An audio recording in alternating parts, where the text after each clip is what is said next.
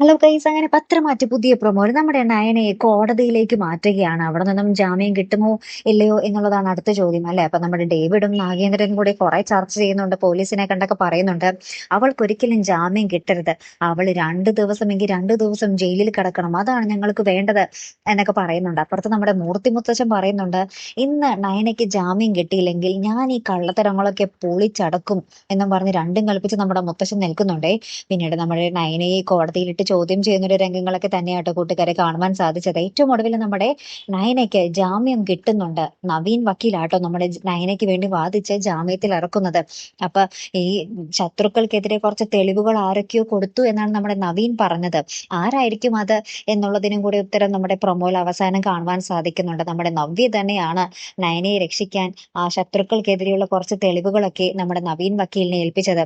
ഏറ്റവും ഒടുവിൽ നമ്മുടെ നവ്യ നയനയോട് സംസാരിക്കാനും വരുന്നതായിട്ട് കാണിക്കുന്നുണ്ടേ. അപ്പൊ എന്തായാലും ഈ ഒരു സഹോദരങ്ങൾ തമ്മിലുള്ള വഴക്കും വക്കാളവും ഒക്കെ അടുത്ത് തന്നെ തീരും എന്ന് നമുക്ക് വിശ്വസിക്കാം, അല്ലെ കൂട്ടുകാരെ? അടുത്തൊരു വീഡിയോയുമായി വരുന്നത് വരയ്ക്കും ഗുഡ് ബൈ.